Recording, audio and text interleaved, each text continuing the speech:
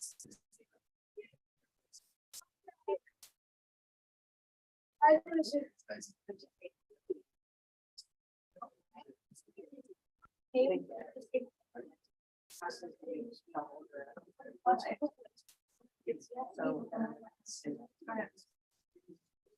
welcome everybody. We would like to reconvene to the regular meeting at 6:06.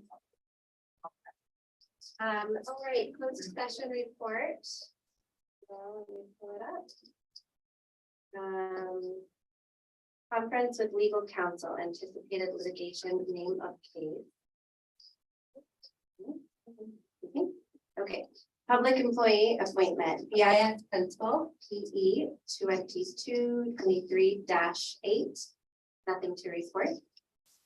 Conference with legal counsel, existing litigation, name of case, SPEL-2223-3.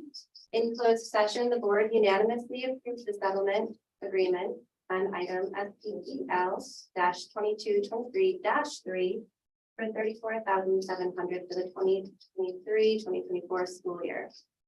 Item 3, public employee discipline dismissal release, PED-2223-2.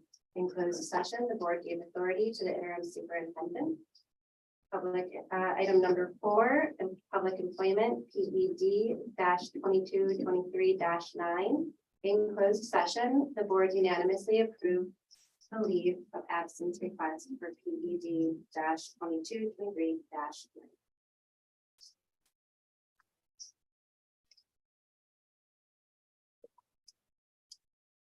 To our patriotic exercise.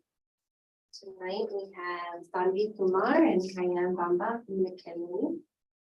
Would you like to come up? Welcome.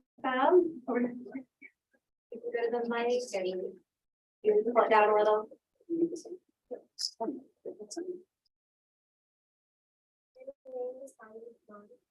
My name is Sam Bamba. I'm the student who attended my teacher's Miss Kevin. I'm a fifth grader from McKinley Elementary, and my teacher is Master Kyle. One of my favorite memories from fifth grade is outdoor activities. It gave me a chance to make new friends from other schools, and I really liked the teacher from McKinley. One of my most favorite memories from fifth grade was definitely the Harvest Festival. I had so much fun with my friends and all the students. One of my favorite things about McKinley are all the fun events that they set up, because it gives me an opportunity to make more friends and have a really good time. One of my most favorite things is definitely the way they teach through science, because I really like all the experiments that were studying. Now I'll say the first. I did a little bit. You did such a good job.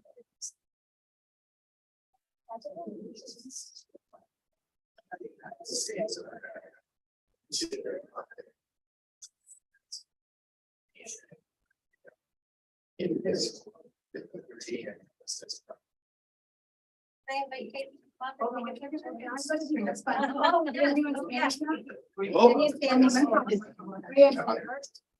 Me suelo lealtad a la bandera de los Estados Unidos de América y a la República que representa una nación baja Dios, indivisible, con libertad y justicia para todos.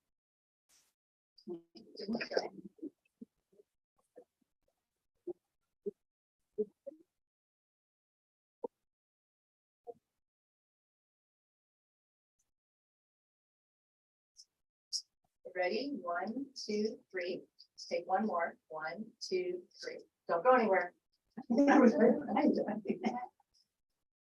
did a great job. Good job.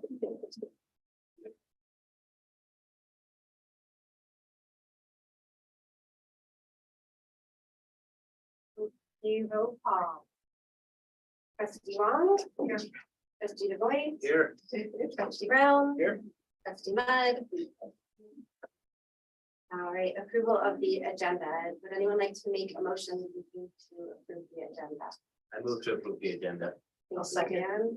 All in favor? Aye. Right, Mr. Puckett, we are at public statements related to agenda items. Do we have any public No, we do not. We didn't. All right, then we will move on to our union statement from EA, and I believe Ms. Heitels from Lincoln is here today. She'd like Oh, my goodness. to be. Right, I've never done this before, so, and I'd be called first. All right, we're very excited at Lincoln about the remodeling of the lounge, so thank you, we're very excited about that. We also love the water filter, we've been using it, and I like how it says how many bottles of water that we've saved by using that filter. And we're getting excited about our lion dance this Friday. We're also happy that we are getting aids and substitutes for the aids, which is wonderful that we've never experienced before. And then we just had a few questions from the school about field trips. And impaired drivers, we're going to be let back to driving, or we're just going to stay with the buses. Because generally, if we take the bus, it narrows it down to only like one, maximum 2 field trips. So we're just wondering about that. And then talking about our lion dance, we're going to thank you for Ms. Lazaro's. And then, we appreciate having him and consistent PE, but we would like to have a permanent PE teacher, would be wonderful, because they're the ones who teach the lion dance and things like that for next year. Yeah, and they, what else was this? Oh, the science, yes. We do love the science program, but we would also like you to consider and maybe having a mystery science staff, because as a team, as a 4th grade team, when we would meet and with other teachers, we all decided that mystery science is a great complement to the science program, because we love the experiments. They go a little bit, they delve a little bit further. So it's a great combination to have both those programs, because mystery science alone wasn't enough, but I think if we do both together, that would be a great combination. And then maybe adding a little bit of when we order consumables, that we could add like a couple of more, because like for instance, I just got a new student in April, and I know that's not uncommon that we get new students, and we would love one for a teacher, like especially math, so we can have it on a document printer and we could write it down. So just not a lot, but just a few extras, so for the extra students and for us to be able to show on board. All right. Thank you very much. And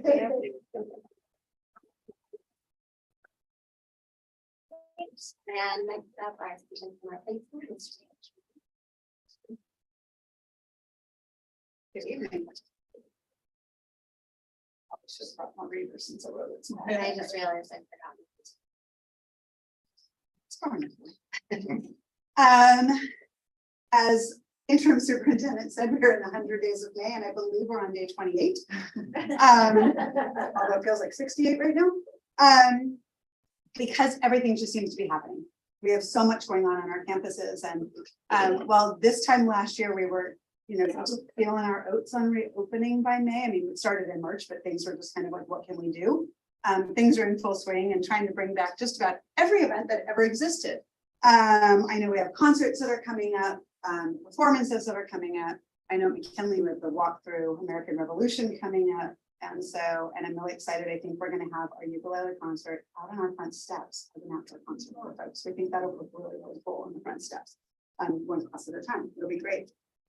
With May also comes CASP testing. So we're in the middle of that, finishing, well, I won't say finishing, we're at least we're in the middle of it.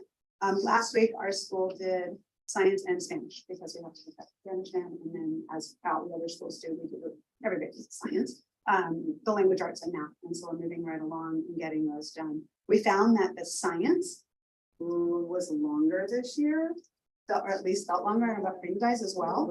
But the ELA is flying through like it did last year.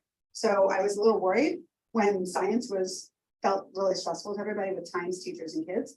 We obviously it's untimed, so they have more time to go, but ELA's just felt as it did last year, which was great. So we're glad to know it's just the one test. It is was Pick Your Week, Staff Appreciation Week.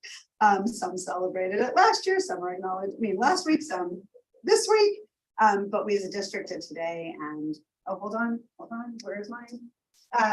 We all got our awesome, I was gonna wear it, I decided to all go, but, or I'll get back into this, what I was wearing, but our awesome staff t-shirts that we were all the administrators are wearing today, serving ice cream.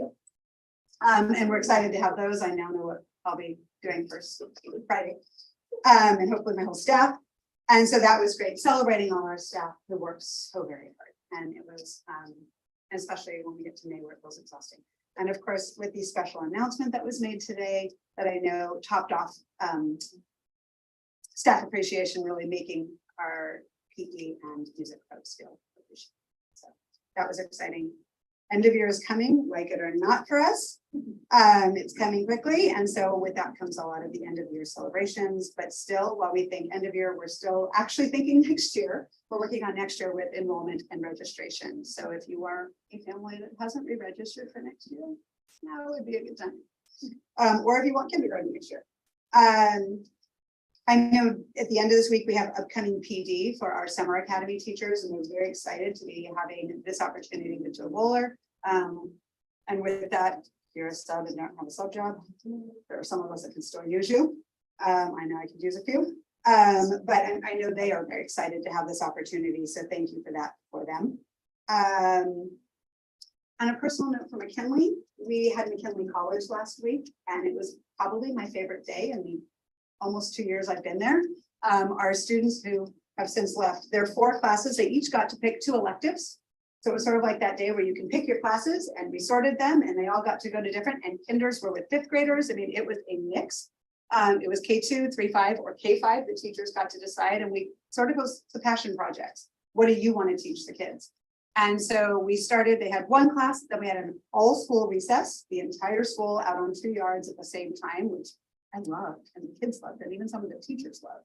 A lot of people, but it didn't feel as chaotic as I thought it would. It was awesome. And then they had another class, and then we finished McKinley College Day, not the full day, but I read them a book called Where Oliver Fits. And it's about fitting in and being yourself and fitting in, not trying to fit what other people expect of you. And then they all did a puzzle piece project. So we all did the same art project that day. And I had the teachers do it at the beginning of the year. So we're going up around the campus to see. And so our kids that were here took Max and Relax, kitchen chemistry, isometric drawing, and sewing. I can't tell how many of our 5th graders, like boys, stuck around and didn't want to leave because they didn't want to leave until theirs was finished. Bananas with capes, you name it. And I think my favorite memory of the day was watching a couple of our 5th graders fly kites that they had made in a kite class. And they were out there, some of our full 5th graders, out there getting them up and flying them across the grass. And it was, I went inside and told the teacher, you may want to come outside and see what's going on, because he's a new teacher at our school. And I thought, what a special moment for him to be able to see fruits of his labor in a class that we didn't know, right? You don't never know how it's going to go off with kids. And there were kids flying kites on Friday, which maybe been the coolest thing I've ever seen. So that is from the principals. Thank you for all that you've done. Thank you for these.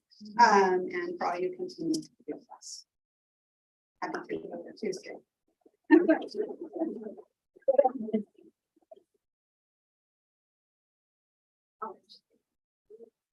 Okay, statement of my superintendent.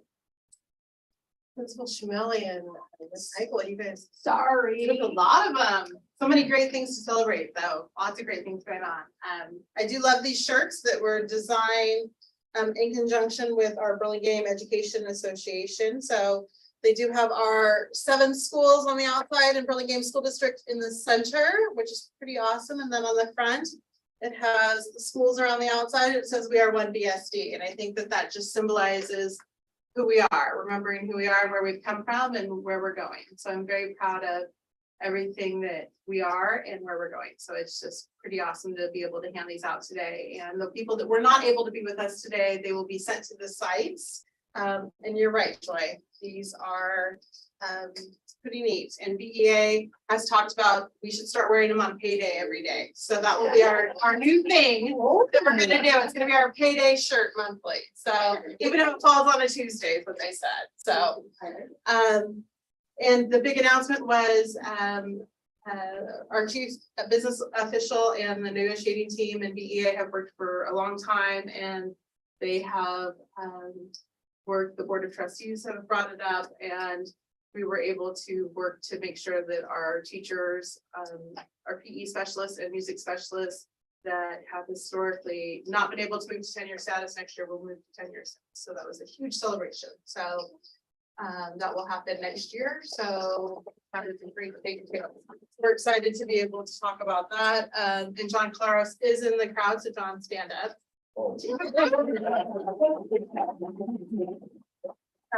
Anyway, we had PD and music on the stage with us, and it was a great celebration. So we're very happy about that. So that was a great thing to do. So it was a great celebration. It was our second annual ice cream social, which is fun. The administrators scoop ice cream and have a great time, and it's just laughter and the notebooks sing. And if you don't know what the notebooks are, the notebooks started 4 years ago. 4 years ago. It was before COVID. It was before COVID. 5 or 6 years. Right. And it started as an idea with mental health to bring everybody together and start singing, and it's all staff and mixed and board of trustees, although Dr. Kendall was not there today, we noticed. So alumni are welcome to join. She does have a job in it, well, not much, but so it's a lot of fun though, where people come together and sing and perform, and it's a wonderful celebration. So we're very thankful for that. And we look forward to them continuing to sing for us in the future. So that was a great time. And it's also, this time of year is always fun too. It's a lot of our teachers that are celebrating, finishing their credentials. We had people come up talking about passing CSETs or not having to take CSETs, or being able to find waivers around CBES, or finishing up master's degrees or other components. So congratulations to everybody that has worked so hard throughout this year for education. So again, huge kudos to so many people that have worked throughout the year to get stuff. Very proud of everybody. And in honor of all of that, we have 2 quick videos that our district has worked on this week that we would like to share with everybody. So I'm going to hand it over to Ms. Takis to play them for us. And thank you to all of our principals for getting these done, because I know it was work on all of you. Do you want to announce the teacher? This first one is for our certificated professionals. Burlingame School District Resolution 2022/23-27 in support of the Day of the Teacher and Teacher Appreciation Week. Whereas teachers work to open students' minds to the magic of ideas, knowledge, and dreams, and demonstrate their love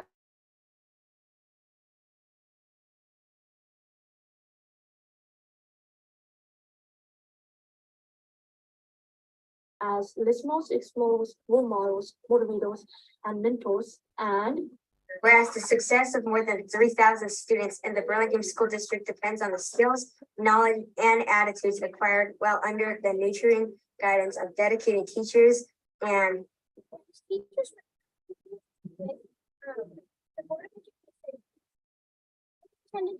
colleagues, parents, and others in support of our commitment to quality education for all youngsters.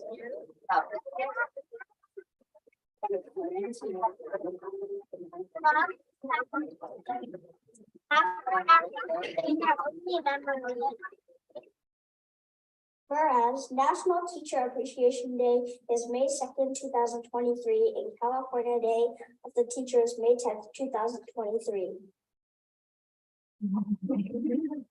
whereas National Teacher Appreciation Week is May 1 to 5th, 2023. In California, Teachers Appreciation Week is May 8th to 12th, 2023. Now, therefore, be it ordained that the Board of Education of the Burlingame School District does hereby acknowledge the contributions of all dedicated teachers and recognizes May 10th, 2023 as Day of the Teacher, and May 1st through May 5th, 2023 as Teacher Appreciation Week, and urges parents, students, and the community to publicly show their appreciation for teachers and their contributions that improve our daily lives, our community, and our futures.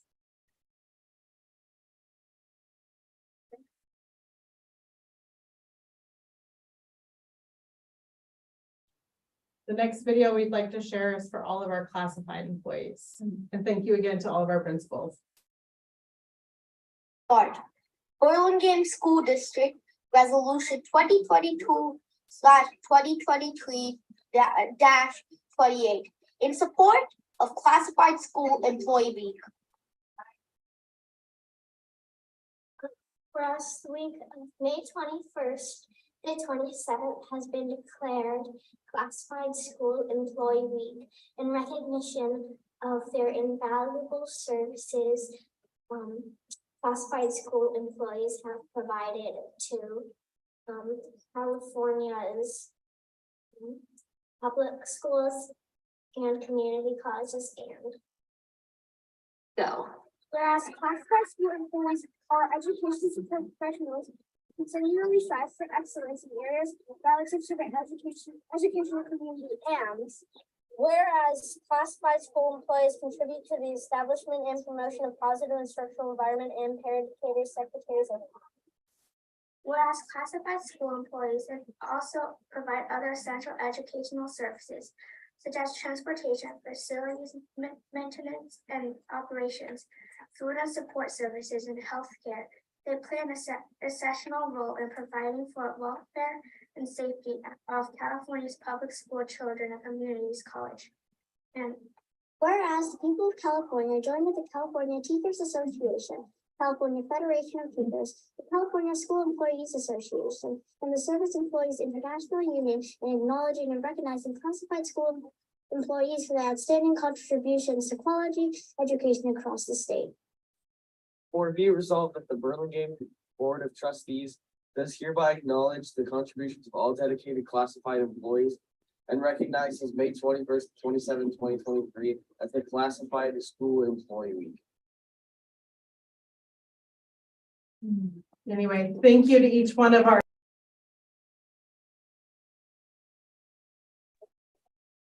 work every day to ensure that each one of our students and staff feel welcome and accepted. So thank you so much. We appreciate you. All right, thank you. And on to statement of board members. Item 13, trustee Long, would you like to start? Sure. I went to the PTA council this month, their meeting, and they are putting out a new slate. And something they were discussing was the frequency of PTA council meetings, whether they should be every month as they are or every other month. They're considering.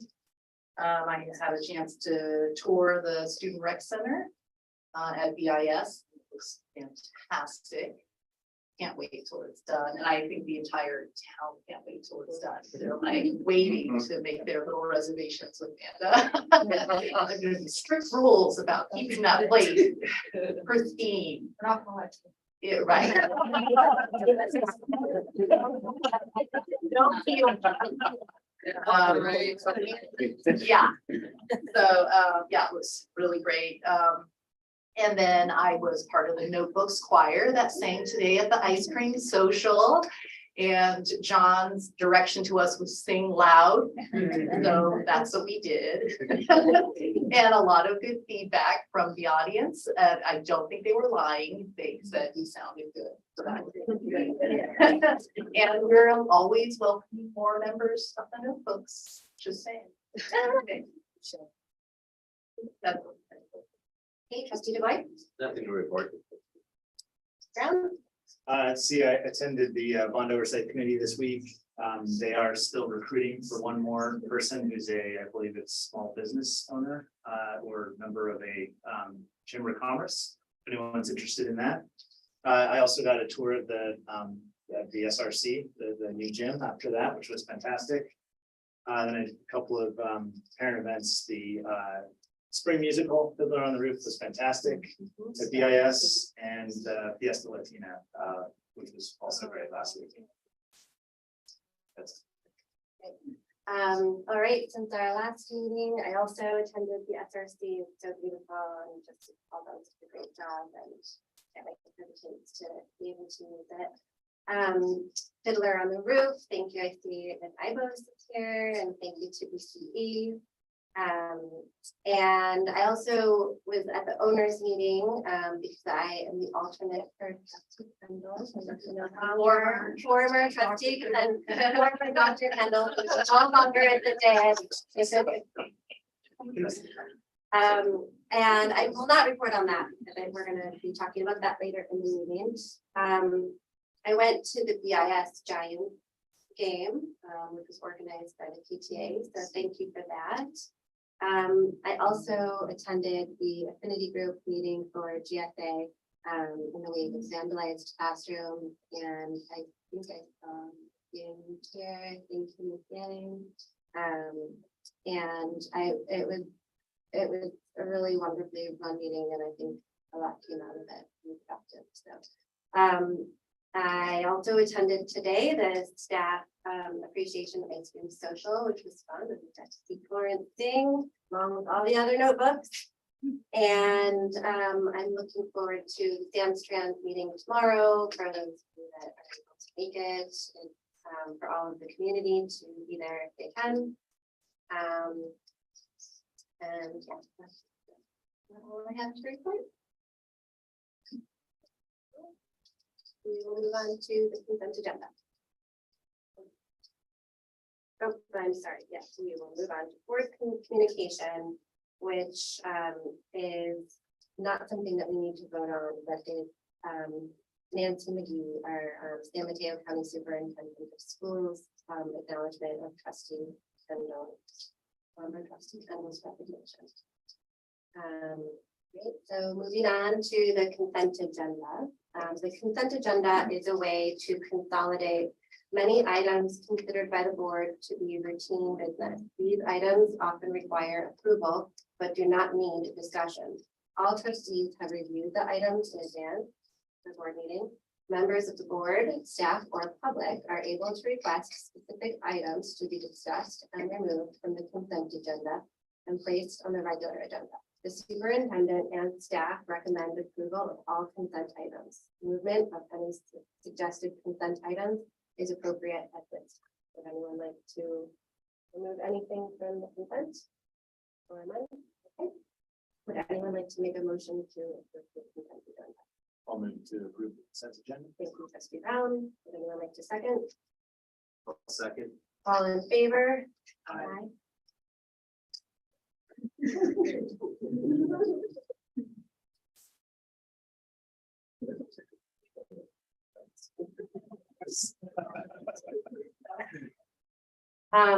But Mr. Lamb, would you like to say a few words? You're working your word now. Actually, I'm really excited back to the Burlingame, and I love being a principal. I love being a middle school principal. My daughter has gone through BIS many years ago. I'm really excited to be part of this community. I have something I'm going to share that you probably don't know, and someone in the audience, our 8th grade math teacher, and I know each other because her parents and I went to middle school together. In fact, I knew her parents before they were even dating. So, and I think that's so indicative of how I'm feeling about this. I feel like I'm coming home to just this great school district with a great community, and I really want to do the best for the leading for the intermediate school. I'm really excited to get it done. So look forward to it. And I should say very much. Thank you.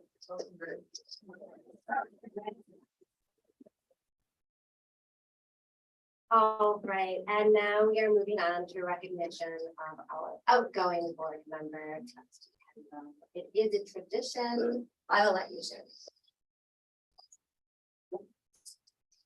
Dr. Kendall, it's a tradition to celebrate the outgoing board member. It is with sadness and also happiness that we're celebrating you tonight, because although you're an outgoing board member, you're also becoming our teacher. So although you will no longer be sitting up here with us, our students get to have you on a daily basis, which is very exciting. So if you wouldn't mind coming up so we can.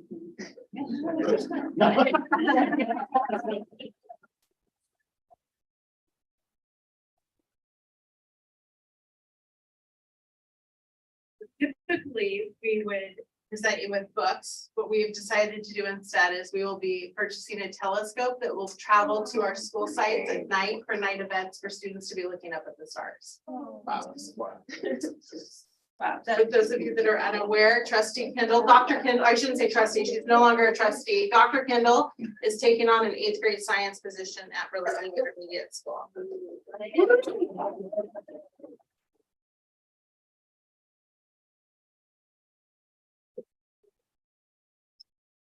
And to work with such an amazing board this past 5.5 years. It's been a pretty wild ride over these past few years. But like, I'm so proud of all that we've accomplished and all that we're going to accomplish. And I feel very optimistic about the future of our district. And I'm super excited to be working in our schools now as a science teacher. And I want to echo what Mr. Lamb said, because during my interview, I also said the same thing. I feel like I'm coming home to be teaching there. So I'm super excited about this. And thank you guys. Thanks.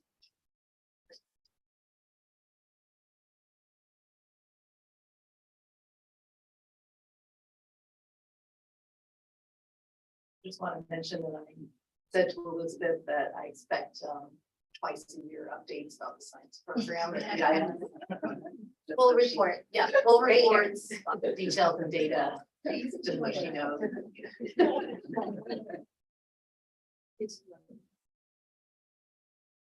I'll just say, the year that we worked together was fantastic. When I got your call, late one evening, to get the news, it was, I was very sad, but then quickly became happy to hear that you're, gonna be teaching, some of our kids at, the science program at BIS. So, we had to lose you. It's the best possible way. So, thank you. It's been a pleasure. I know that when I got your call, it was, I think it was after 10 o'clock at night. I thought, wow, she really took the Warriors loss hard. Well, it was like 2 weeks ago. After they beat the very bad Sacramento Kings. Yeah. So I feel bad for the Sacramento fans, but not really. But no, I thoroughly enjoyed working, getting to know Elizabeth in the last year. She met with me before I was a board member, and hopefully after she's a board member, she'll still give me advice. So thank you, Elizabeth.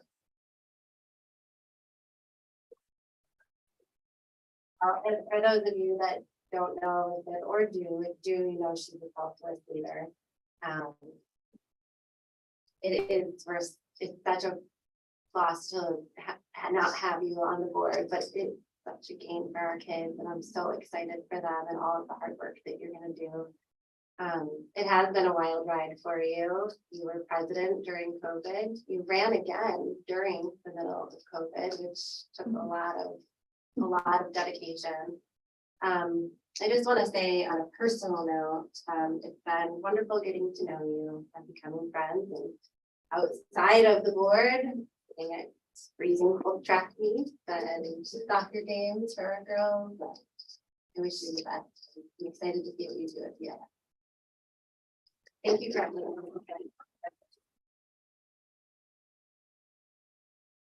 I would just like to say my first meeting in that chair was your first meeting in that chair. So it feels a little weird to be sitting up here without you.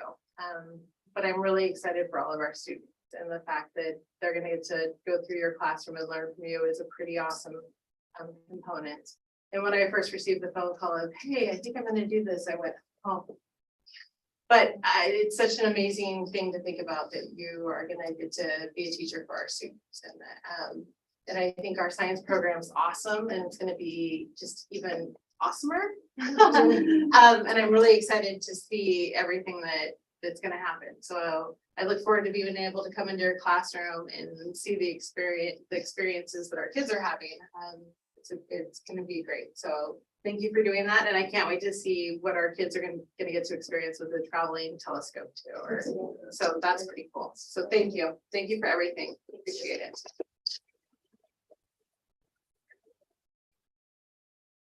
Like now is when you should do what we do for BC and say, no, you don't have to stay. Right. No family. You're just going to dinner. All right, so moving on to item 17, part 1 of 2, resolution 2022/23-2032, recognition of mental health awareness month, May 2023. Would anyone like to read this? Anyone in the audience that would like to read it? Anyone? The whole thing? You got to- Come on up. Lucy wants to.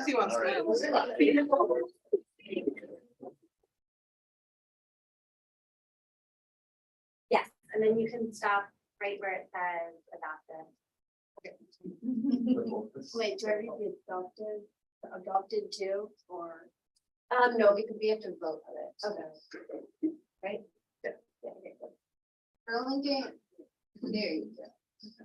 Burlingame School District Board of Education, resolution number 2022/23-32. Declaring Mental Health Awareness Month, May 2023. Whereas half of the population will experience some type of mental health challenge over the course of a lifetime, and whereas mental health challenges are one of the most common health conditions in California, affecting children of all ages and impacting both the person experiencing mental health challenges and those persons who care and love the person facing the challenge. And whereas 1 out of every 24 Californians with a serious mental illness has difficulty functioning in everyday life and, if left untreated, has life expectancies 25 years shorter than the general population. And whereas every day millions of people face stigma related to mental health and may feel isolated and alone, going years before receiving any help. And whereas recovery can and does happen, and all Californians should know that support and help is available regardless of any individual situation. And whereas creating a school district community where everyone feels comfortable reaching out for the support they deserve is crucial to ending the stigma around mental health.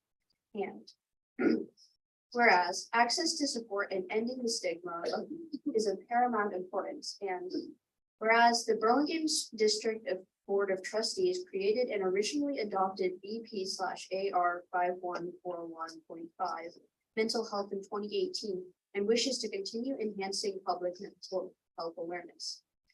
Now, therefore, let it be resolved that the Burlingame School District does hereby adopt resolution number 2022/2023-32 in support of mental awareness health month, and encourages our schools and community stakeholders to recommit to increasing awareness and understanding of mental health, the steps our citizens can take to protect their mental health, and the need for appropriate and accessible services for all BSD students, and to create their Burlingame community with mental health conditions.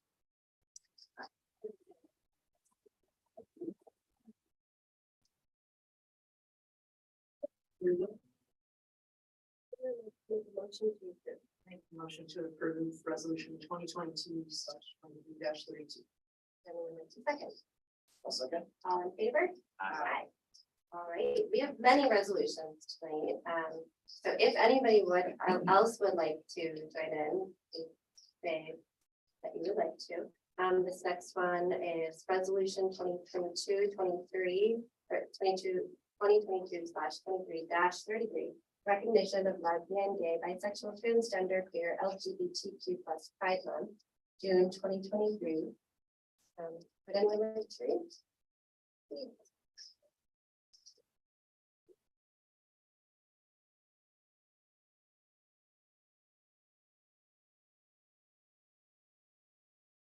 Resolution number 2022/2023-33, recognizing lesbian, gay, bisexual, transgender, queer, or LGBTQ Pride Month.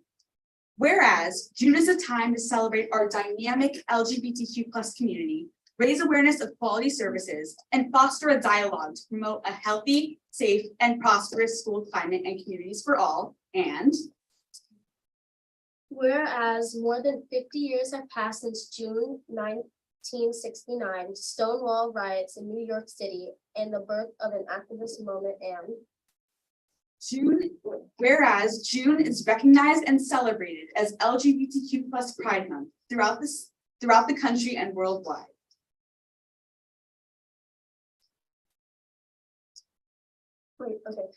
Whereas California state law now addresses discrimination, harassment, intimidation, and bullying towards LGBTQ youth, and whereas there have been numerous studies indicating the inequities experienced by the LGBTQ community, including poverty, homelessness, school harassment, physical assault, domestic violence, hate crimes, mental health issues, and substance abuse concerns. And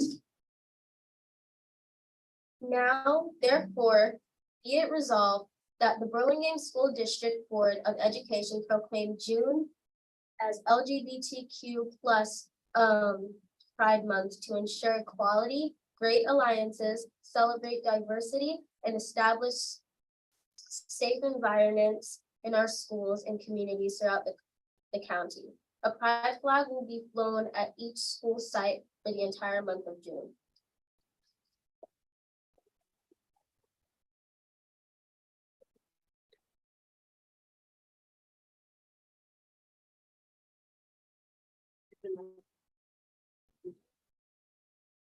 Resolution 2022/23-34 recognition of lesbian, gay, bisexual, transgender, queer, LGBTQ.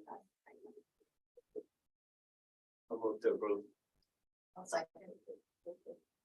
All in favor? Aye. All right, and now resolution 2020.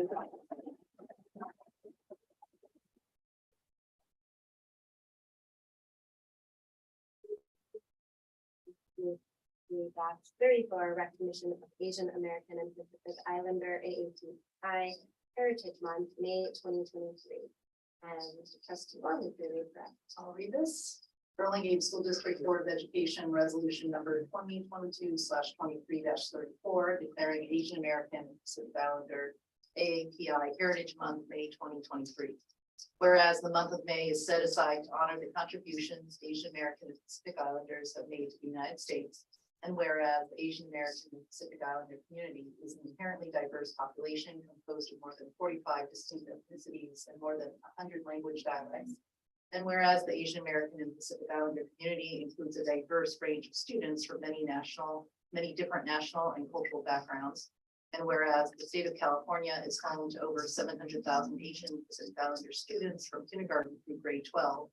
And whereas despite the hardships and barriers they encountered, Asian American have made substantial historical and cultural contributions to the growth and development of California's government, industry, and commerce, agriculture, science, literature, and the arts. And whereas the month of May was selected for Asian American and Pacific Islander Heritage Month because the first Japanese immigrants arrived in the United States on May 7, 1843, and the first transcontinental railroad was completed on May 10, 1869, with substantial contributions from Chinese immigrants. And now therefore be it resolved that the Burlingame School District does hereby adopt resolution number 2022-2023/2023-34 in support of Asian American and Pacific Islander Heritage Month. Would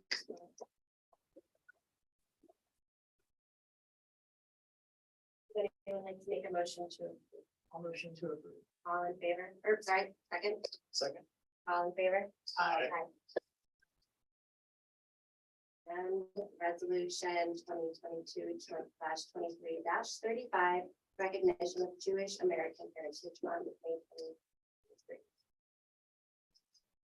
Great. So we have it. Oh, Lauren has it for you too.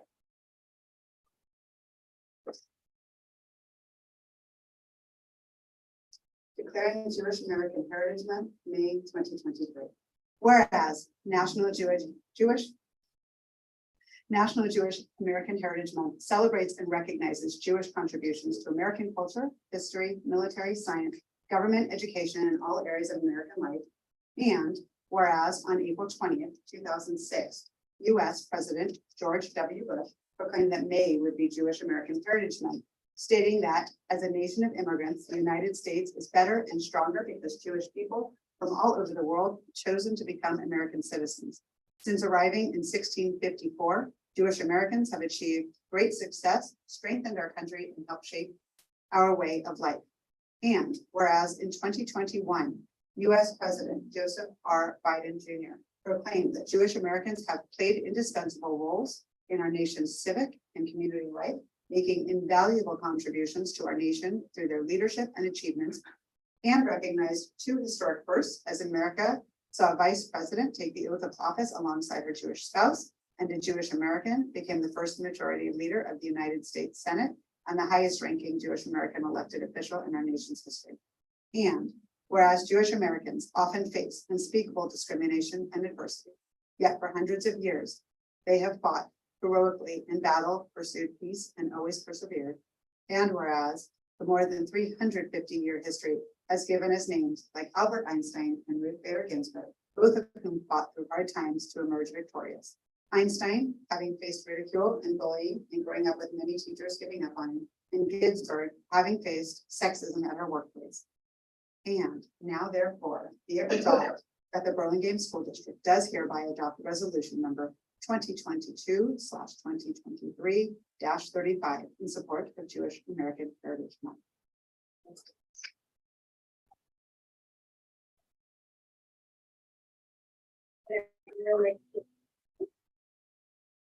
To approve the resolution. Second, Second. all in favor? Aye.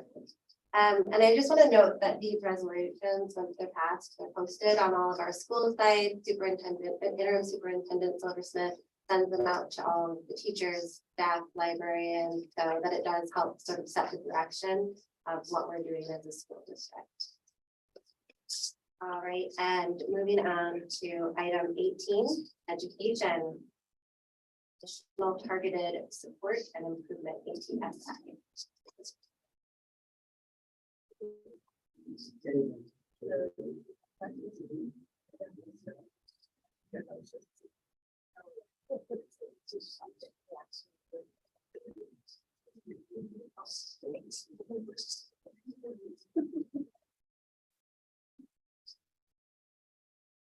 Hi, good evening. My name is Nate Long. I'm the coordinator of assessments and staff projects. Tonight I'm here to give you a presentation on additional targeted support and improvement. The reason being that 3 of our schools were identified for what we call ATSI this year. And so I wanted to go on. So just first, for our audience in education, we have a lot of acronyms, a lot of alphabet soup. So just wanted to go through a few things.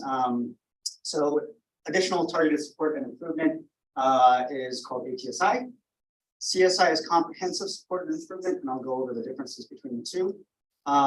ESSA, or Every Student Succeeds Act, and then LEA stands for Local Education Agency. And then the LCAP is our Local Control Accountability Plan. And the SIPSA is the School Plan for Student Achievement.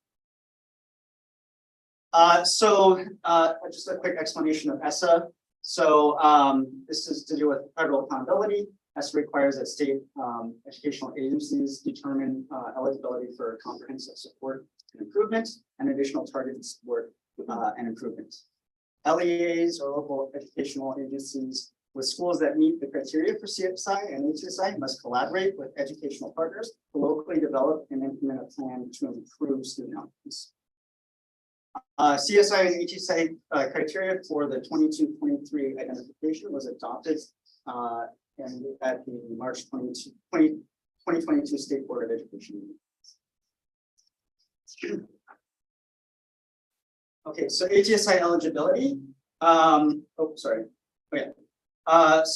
ESSA requires that states determine which schools are eligible for targeted support and improvement and additional targeted support and improvement based on student group performance.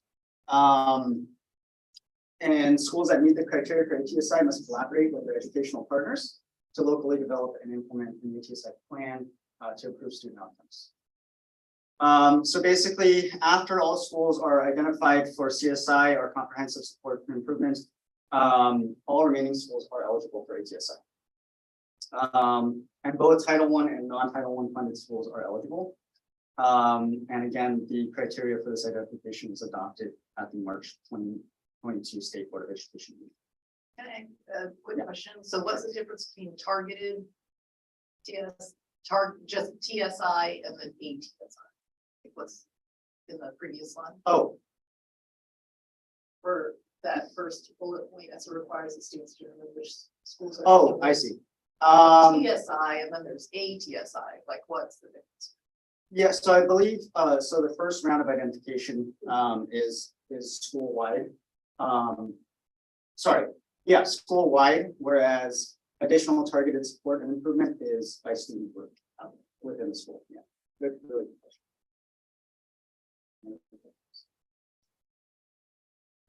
So as an example, if all students at a certain school are chronically absent, that might identify the school or qualify the school for TSI, whereas if just one student group was identified for chronic absenteeism, that would qualify for TSI. So in prior years, it took 2 consecutive years of data to meet the CSI and ATSI eligibility criteria. But due to COVID-19 and the suspension of the dashboard, we are now only basing it off of 1 year of dashboard data. As a result, the criteria for ATSI are as follows: schools with all indicators at the lowest level for a student group, and schools with all indicators at the lowest status, but 1 indicator at another status level. So again, to qualify for ATSI, you have to not qualify for CSI. And all indicators have to be at the lowest level, or all of them have to be at the lowest level, but 1 indicator at any other level. And these are the student groups that can be identified, and these are the standard student groups on the PowerPoint to the dashboard used to measure all metrics for assessment, academic engagement. So the differences again between the past and now, as well as the future, are that the dashboard in the past used colors as indicators, red and orange being the 2 lowest levels. So in the past, all red indicators or all red but 1 indicator of any other color, or all red and all orange indicators, or 5 or more indicators where the majority are red. Those were the criteria used in the past. But again, now because we don't have, there's a break in our longitudinal data, we're just using the first 2 criteria. So that was the all indicators are at the lowest level, all but 1 indicator at any other status. And that's it. So just as a comparison throughout the county, of 19 districts, these are the numbers of in terms of districts and schools that qualify for each of these student groups. So you can see it's quite a number. The threshold has basically been lowered in terms of qualification for ATSI this year, which is why you see, such high numbers.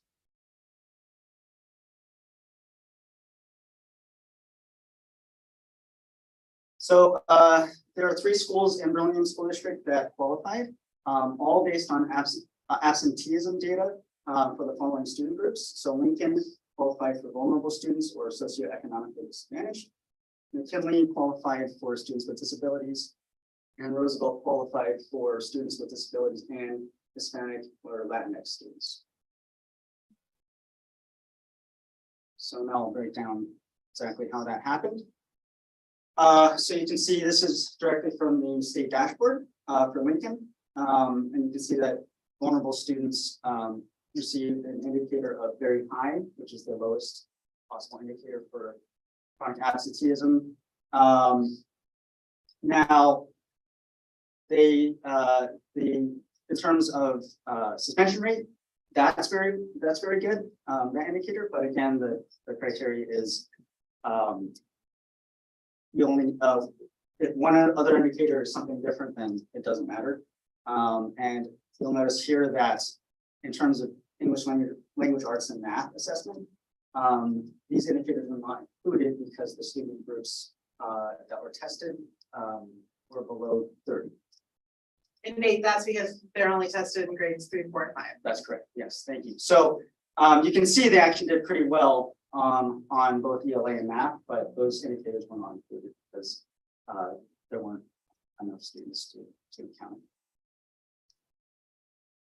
And you'll see that's the case with the other two schools too. So McKinley care qualified for students with disabilities for chronic absenteeism.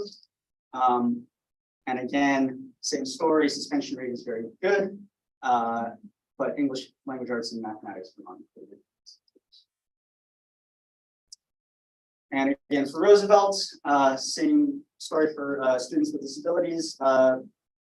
Again, chronic absenteeism and suspension rate was good, but ELA and math were not included indicators.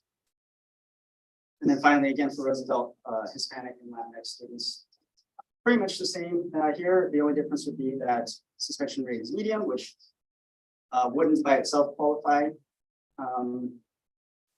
the school, but because of the chronic absenteeism data, they qualify here. And again, ELA and math. Can I ask a question? So if we had enough students in there so that we see 4 things. Yeah. The criteria would have dictated that 3 out of the 4 be the lowest, like to have the lowest, Right. and only 1 could deviate from being the lowest. But because we only have 2, it only took 1 to get that. That's great. Yeah. And it's just that absenteeism, which we talked about it before. There's some COVID effects and other things that drive that, right? That's correct. Okay. Yeah, good questions. So yeah, just to reiterate, have we included the state assessment data? Some of these schools are all these schools might not. So the exit criteria, schools are evaluated on an annual basis for exit eligibility under the following criteria. First of all, they have to not meet any of the CSI status level combination eligibility criteria for entry. So basically, they can't qualify. And in addition, at least one state indicator that had a performance color of red or orange on the 2019 dashboard must have an improvement status level percent of at least 0.1 for that indicator between 2019 and 2022. Now, this is the old criteria. They haven't released the new technical criteria, but I imagine it'll be similar. Again, this is not fully applicable because we're not using the red and orange indicators this year, but this is the guidance that, this is the latest guidance. Yes. Perfect. When we discussed chronic absenteeism 4 months ago, our numbers were really high because we had that sample set from around 100 of school. Is this taken at the same time? Very good question. No, so this is data, this is all data. The dashboard, it's kind of confusing. It took me a little while to adjust it, but the dashboard data is all a year behind. What year is this that we're looking at? So we're looking at chronic absentee data from last year, the 2021, 2022 split. So as we discussed before with all these COVID variables entering the student attendance equation, as those likely disappear starting next school year, would just the elimination of that alone, your prediction impact what we're looking at without doing anything at all? I'm hoping so. Yeah, I'm hoping so. But the idea behind this is that the requirement for exit is that we take active steps. Oh, no, I understand. Yeah, the state mandates. Did these 3 sites have these issues prior to COVID with these specific groups? That's a good question. I actually don't know off the top of my head. I'd have to look into that, and I can provide that in an update too.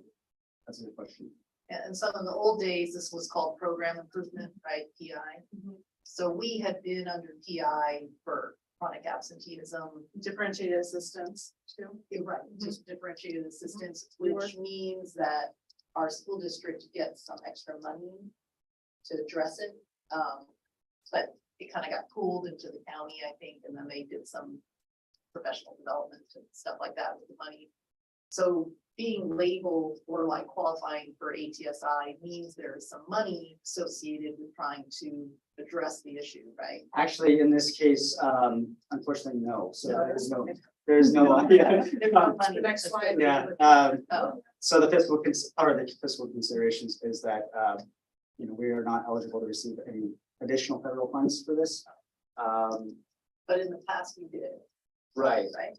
Funneled to the county and then the Right, county but gave us extra support. Right, but it was technically money. You're right, correct. And also, I know in the past, I think it was McKinley had been in program improvement for like beyond 2 years, and so that actually triggered a letter that went out to the families there that they actually could legally request to be put in a different school within the school district because McKinley was past the 2-year limit of the program. So that's sort of like why it's important to get out of this. Yeah, I'm actually not sure if those things apply to ATSI or not. I have to look into it. I haven't heard anything to that effect, but Okay. there could be something like that. I want to go back to Trustee Du Bois' question about, the historical question about, I want to go back to, for instance, Roosevelt with chronic absenteeism. I think it's something to also just be cognizant about with Roosevelt having students with disabilities being one of their student groups. I think it's important to also be aware that they do support our moderate to severe and some of our most fragile students. So they could always have a higher rate of chronic absenteeism if they also have students that are some of our most medically fragile. So that's something to be aware of too when we're looking at chronic absenteeism. Sorry, go ahead. Oh, it's excused and unexcused. Correct. Yes. And I was gonna say on a similar note, McKinley has borders that go beyond a walkable distance for a lot of students, right? Yes. Right. Yeah. So there's extenuating Yeah, circumstances. that's what I. Yeah, exactly. Yeah, and but to your point, Trustee Du Bois, I'm hoping that that some of the changes in the just kind of the school, just how the way schools are, run post pandemic, that hopefully will help correct a lot of this. And it's possible that the assessment data is included in the dashboard next year. But just to kind of further along with where the data is coming from, the data that we're collecting right now in terms of attendance, it will go on next year's dashboard, which will be released sometime in the fall.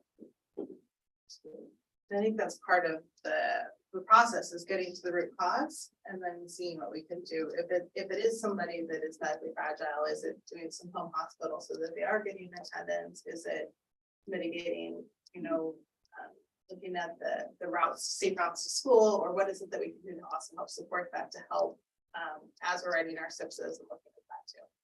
And will even next year's report also have a heavy COVID influence from the first half of this school year? Absolutely. And then really the SIPSA has to be implemented for next year. So this year is pretty much, gonna be year 2 of it, so. Sorry, Nate, go ahead. So again, we're not eligible for any extra federal funding. So part of the exit requirements is done through the SIPSA. Or the school plan for student achievement.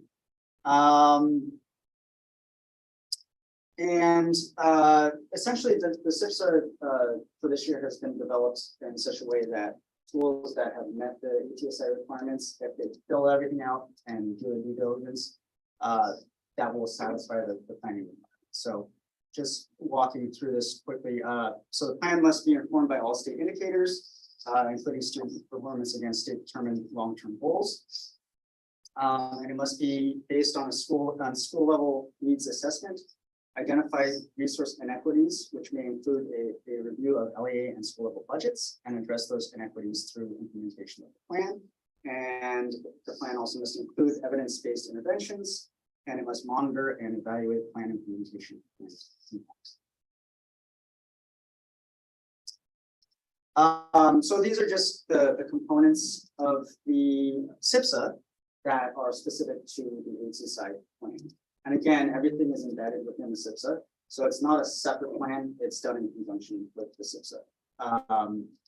But these are the ones that are specific, or this is the one that's specific to the ATSI plan, which is the purpose and description. And then the additional sections that also need to be included as part of the ATSI plan that are already in the SIPSA are the stakeholder or educational partners, resource and equities, goals, strategies, expenditures, and annual review, and then finally the budgets. Yes. Would it be possible to share again some of the, you already do a lot of work, yes, Jerry does a lot of work to address chronic absenteeism. Would it be possible to share some examples of what we have to do? Yeah, so on a very basic level, there are sent home letters if a student is truant. And basically every time a student is absent, we do everything within our power to contact the family if they don't already. A lot of times they contact us, but the sites will reach out to families and try to determine the cause of the absence. In the case of truancy going beyond that, there could be, I know principals do a lot of work in this in terms of talking to families directly, coming up with plans and ideas of how to best support students getting there or getting there in time. A more serious level would be the SART or the school attendance review team, which can include general ed teacher, that can include mental health staff, administrator. They meet with the families to go over their attendance. Again, try to come up with any solutions. And then finally, there's home visits, which I don't know if they're done, terribly often. I know they're done, but sometimes that helps, support getting the students. But those are just things off the top of my head. I don't know if you have anything.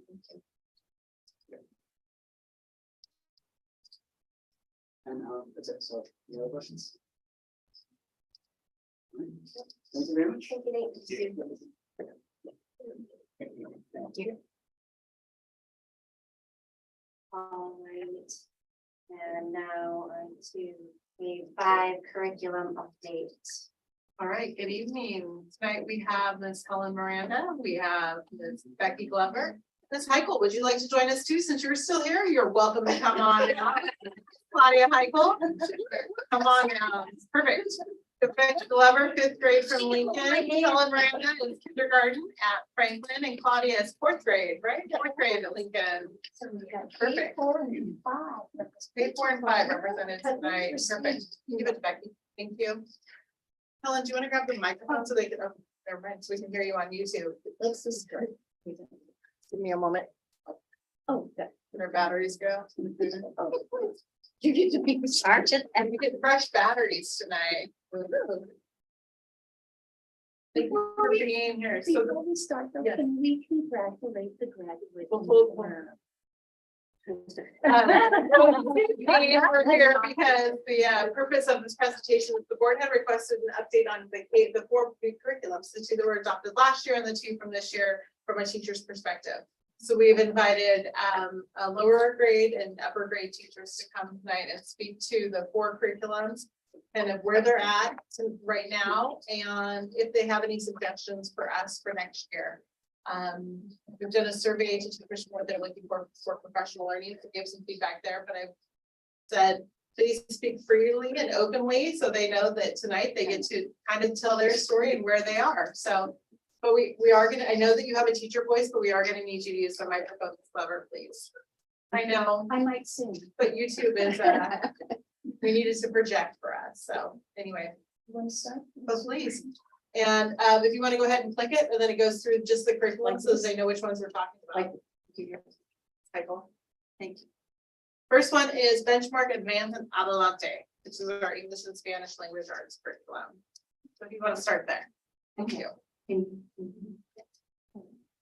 I heard you. I'm just so happy that she was in the musical. And so figured that.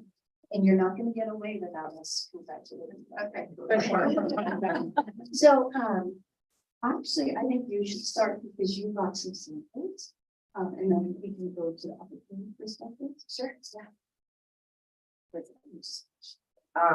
This is my second year, using the benchmark, curriculum system. I really love it. Okay, granted, I am a recent, credentialed teacher. The last 2 years that I am, and again, grain of salt, in a master's program, with an, concentration in curriculum and instruction. So I do see all the curriculum through a different lens. I've used all of them, with fidelity, all of them.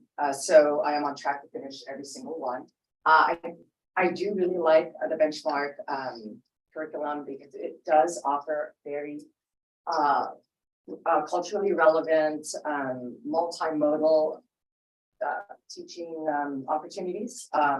For example, I just got a few artifacts here. This would be a spelling sound card, say for letter G. On the back, it shows the teacher, so everything is right there for you to use. An action rhyme, so you can do rhymes with the kids where they use the letter sounds. It gives you a way to instruct on articulation. It gives you easy, again, on the spot phonics, initial and final position sounds. And then it also addresses English learners at the bottom. So as an instructor, they could say, for example, on the letter G, says in languages such as Vietnamese and Tagalog, as with Spanish, there is a positive sound spelling transfer for G. In Hmong, Korean, Cantonese, there's only an approximation. So on every single card, it gives you these. And so it is truly culturally responsive teaching, culturally relevant teaching. And so there are a lot of opportunities to really engage the student that way.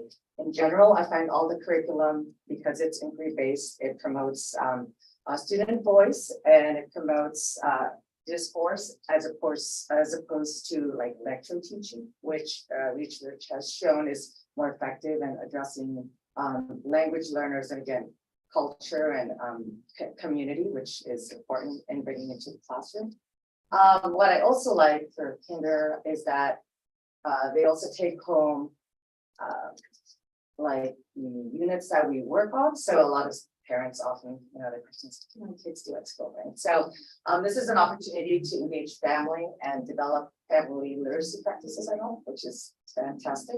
And research also has shown that family engagement early on promotes academic achievement. And so that's why I really like benchmark in the kindergarten extent. I don't have artifacts. In fact, I just knew I was coming today, but I want to compliment you because I think that's kindergarten TK in the beginning. So that's really nice to see. Where we find that we had a conversation today at lunch with my upper grade team, and we talked about the nonfiction piece, which has been missing for so many years. I love core lit, but I also know that our kids move on to junior high school, college, you need to be able to read and interpret nonfiction. So we appreciate the nonfiction piece. That's part of benchmark. But something that I have used the last 2 years is the grammar piece. It was the missing piece in the upper grades. We were pulling from things that we've been buying ourselves. And so I'm able to address a lot of the grammar and spelling, although I would still love to have a bit of better spelling program, but I like that I can address sounds with upper grade and that, I mean, we don't teach to the test, but we know that our kids need to have certain foundation to move on. And I find that benchmark does that.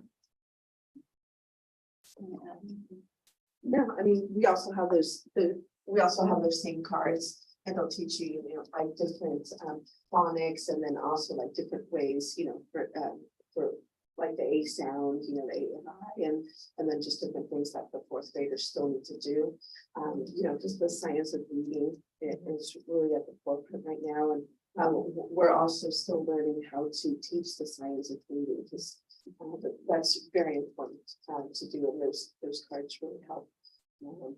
Just a little bit of, I think we talked about also at lunch, a little bit more time for like teacher I planning. think I'd love to end with that because that's definitely something that we're going to talk about at the end of this is we did talk about just in time, I mean, before we get any further, we've adopted and we've appreciated that we've adopted 4 new curriculum.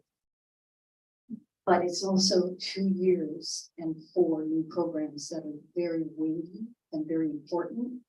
And I know all 3 of us, Amo, and I'm a perfectionist. I was describing to Trustee Mudd today that I spread my curriculum in my living room to go over it. And you're gonna hear us repeat that for each piece, for each new curriculum. We need time and we need time with our team. In fact, I know I'm jumping ahead to science, but next Tuesday, my team of 3 5th grade teachers are gonna prep for the fall, our first unit. Because I feel like the year it's May and I feel like have I covered everything? So thank you for bringing that with me. Social studies. That's the one I could probably talk least about. It's my favorite subject. But again, it's the nonfiction piece that's wonderful. But I've also found that I use it for research. We're teaching the students how to go in to use the primary resource. Something that our social studies and our science has that we mentioned at lunch is we have the fast track planning, and that's helped a lot because we have the 4 pieces that we could go step by step, but then there's also a route that we still cover important objectives and standards, but we do it in a much more efficient way for both social studies and science. For 5th grade, it's the study of US and government. We're not there quite yet, although yay today, but that's a different thing. Just for my kids to look at the past in an objective way rather than subjective way, and to learn if you are having to research something, you have a source, and that's upper grade, maybe social studies. For those babies. Again, I just like all of the curriculum that we adopted. Again, because it is all inclusion based, so every unit is presented each week with a central question, and that's the focus is again promoting discourse in the classroom, critical thinking skills right away in this lower grade. And what I also like about it, oh my goodness, I just had to bring this up. What I also really like about it is that a lot of the units are cross-curricular, so you can either put them back to back, but in some cases you might want to maybe move the unit after so that when the kids might get it in, say, science or social studies with the ELA or science with the ELA, they have more background knowledge so that they can talk more to the topic and build upon what they learned. So what I like about all of it is that it's interchangeable, all the units. So that's good. I'm glad you brought that up too, Helen, because I found that the social studies and benchmark do mirror each other well, and so because they do build upon each other. Yeah. I just want to say that that's a necessity because there's just not enough time in the day to do absolutely every single one. And I know I particularly like, like project-based learning. So I mean, I'm definitely using the book, but we're doing other projects on top of that. So the cross curricular is very important. So there's just not enough time in the day to be able to do everything.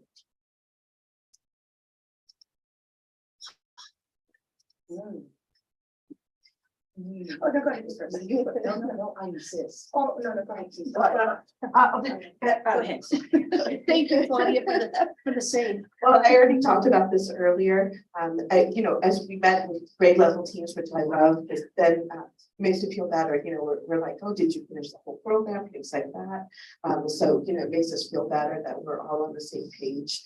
But I think as a whole, we decided that we do like I said, not replacement, because there's enough information for.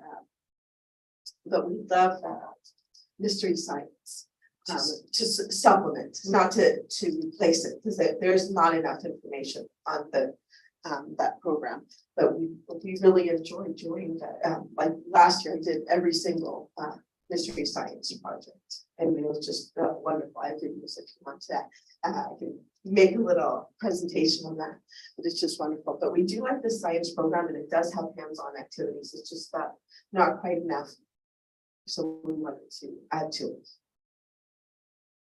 And I think that's what I appreciate, to finally have a science program that is supported with experiments.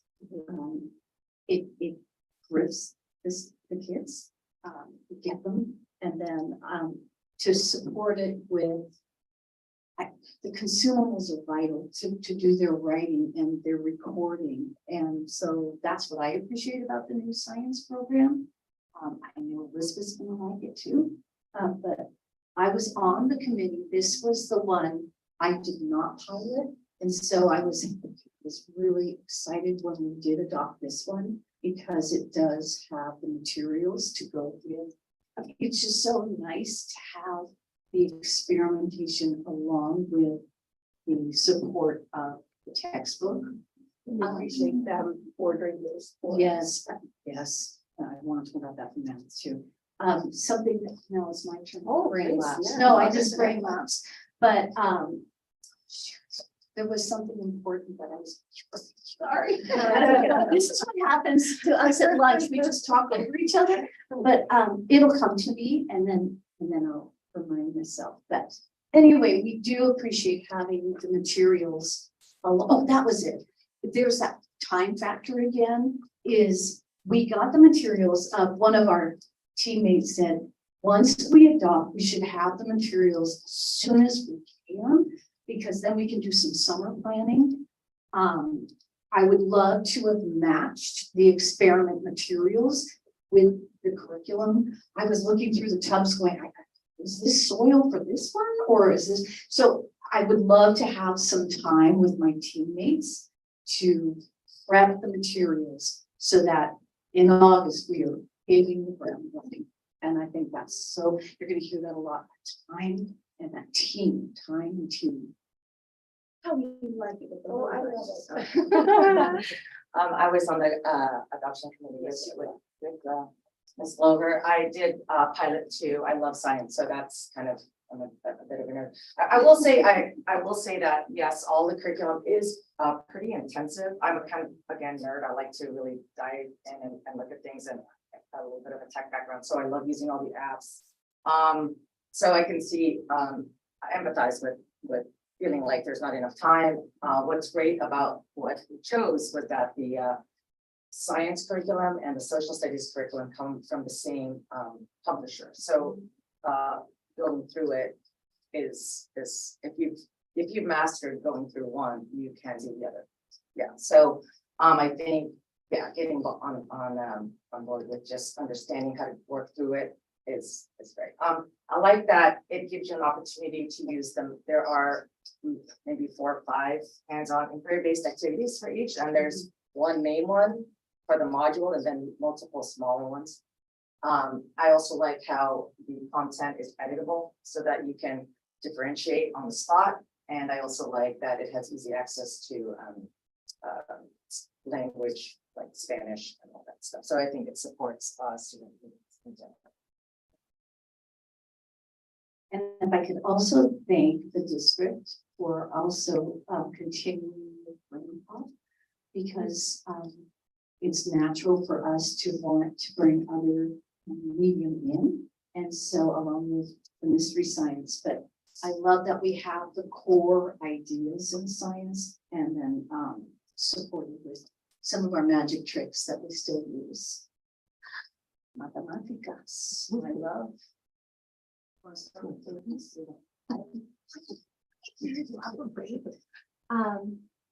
Talk about being a nerd. I love math. And I've been teaching 38 years. I've been here a long time, and we were graced with Marilyn Burns hands-on math training years and years ago, and then she left. But what I love is that we've turned back a bit because we have hands-on materials. What I've been doing over the years with the math programs that we've had is supplementing by bringing in the hands-on from TK all the way up to fifth. We still need the hands-on.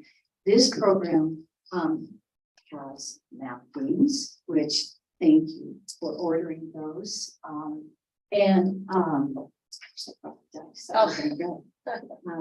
But anyway, what I love about the math program is that we can first teach a game and a concept, and the kids are just so motivated. I don't want it to be Friday game day. I want whatever standard I'm teaching, I want to be able to support it with games. And there again is the time factor.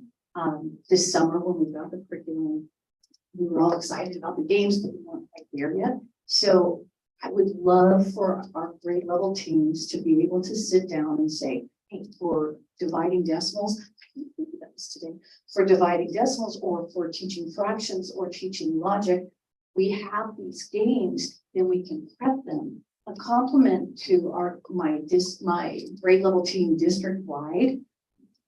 With this curriculum, the IM math I should say that's 3 through 5, the IM math. We did not have, we knew as a 5th grade teacher, I know my kids are going to have homework at the IS, at junior high level. We did not have homework per se in this IM math. And so at a district grade level meeting, several of the 5th grade teachers at other schools were saying, well, we use the cool downs, which are math that supports what we just taught. But that was brilliant.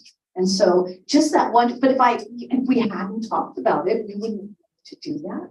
So to have that time, and we don't necessarily need the publisher because we've already bought the car. We're excited about the car. We just need some time to say, okay, you create these games, we'll create these games, we'll create these cool downs. We want to thank the district. I know many of my 4th grade team is already prepping for next year and getting their cool downs run on.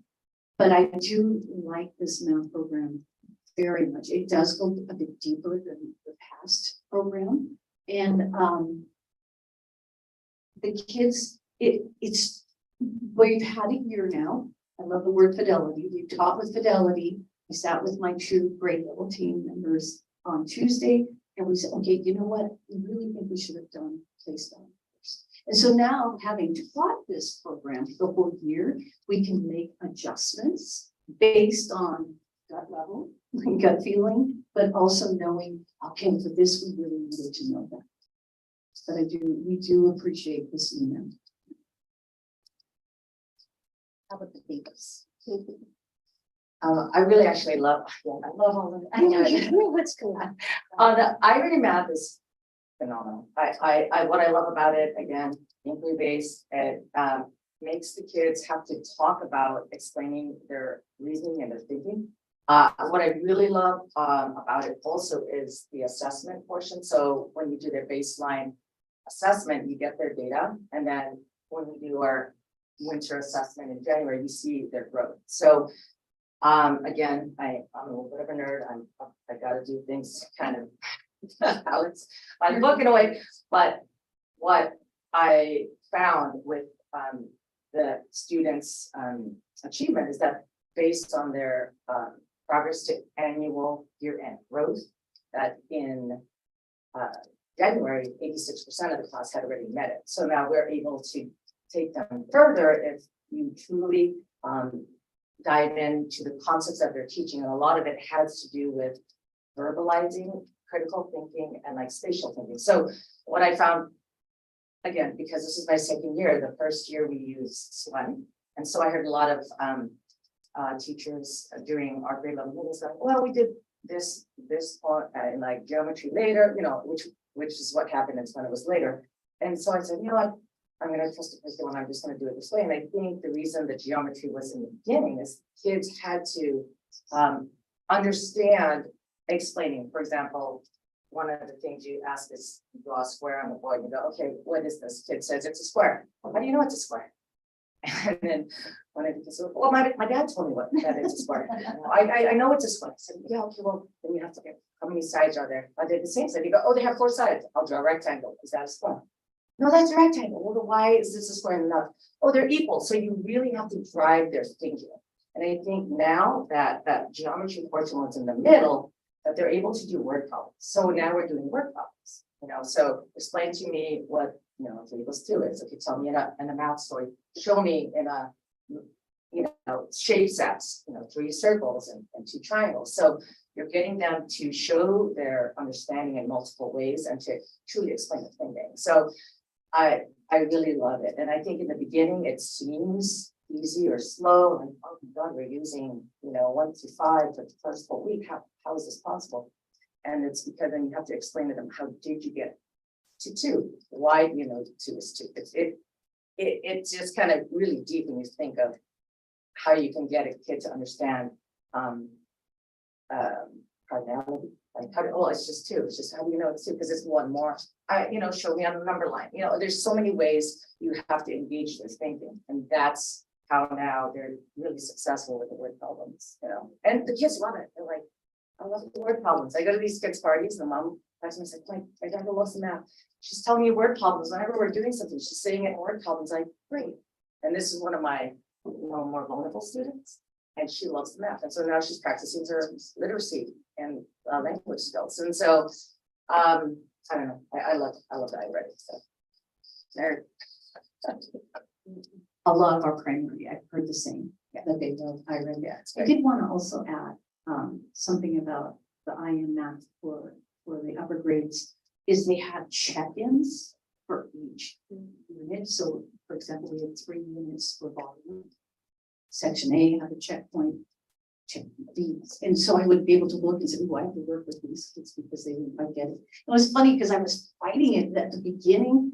We started with volume, and I thought, why are we starting with volume? And then I realized it's multiplication too. And so then it became much more understandable. I would love a little bit more of the logic piece for math, because I think the logical sometimes when you have to explain your computation, that's one thing versus a bit more strategizing. But that's where the games come in, because the kids have to strategize and they have to use what they just, the objectives that they just met. You want to add? No, I mean, I think they did a great job explaining it, you know, but there's also like partner work, and I like that, they can explain it. And by teaching somebody else, that you're also learning or reinforcing what you have already learned. And there's also a piece where, you know, it's like you can put it on the computer and things like that. You can put like a little PowerPoint presentation on everything, and then on the screen, especially for the upper grades. It's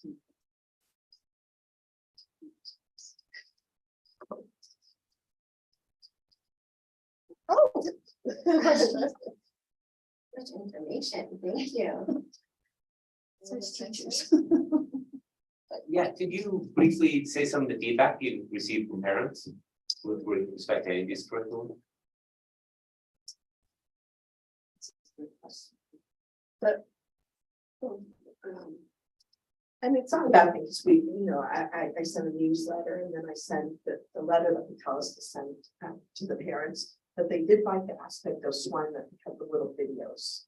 So when the parents were having trouble explaining it to their own kids at home, they like the little videos. That's the only component that it's listening to.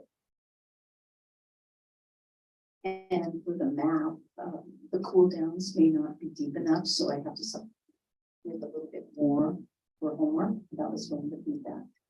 What parents appreciated was at parent conferences, I had these checkpoints to share with them, and so they could see the journey that their students were taking. So that was a positive feedback for that. For science, they're just so happy that their kids are experimenting, and that's something we've heard. We haven't really heard much for language arts in social studies as much. How about for the babies? So every Friday, I send out an email on what we have covered for social studies, science, ELA, and math. And when I did my over back to school night, I laid out all the curriculum. So if anyone wanted to peruse it, talk to me, have questions about it.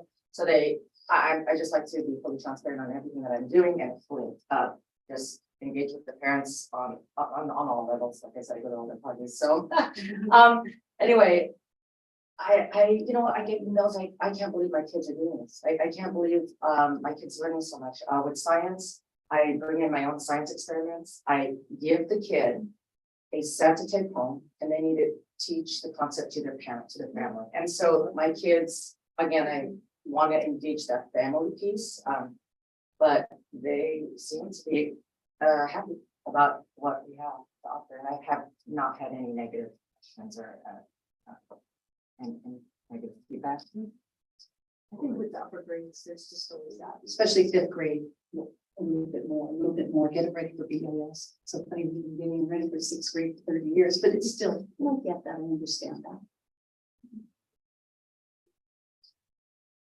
And I just had one more with respect to fifth grade math.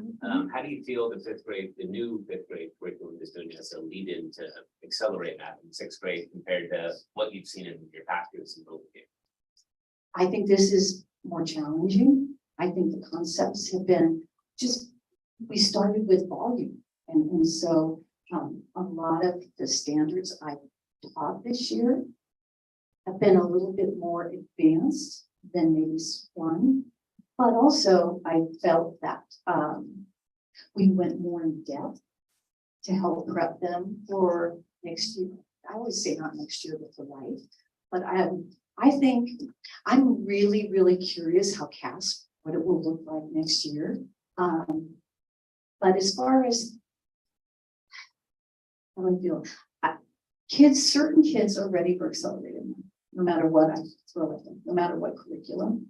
But what I found with this one is because it was a bit more challenging, my kids performed at a little higher level than maybe they were with SWAN.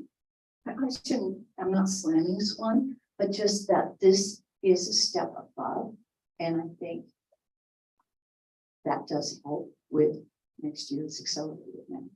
I do have kids, that are a little on the fence, and their parents, I mean, it's a natural instinct for parents to say, I want my child in accelerated math, I'd rather than go down and up.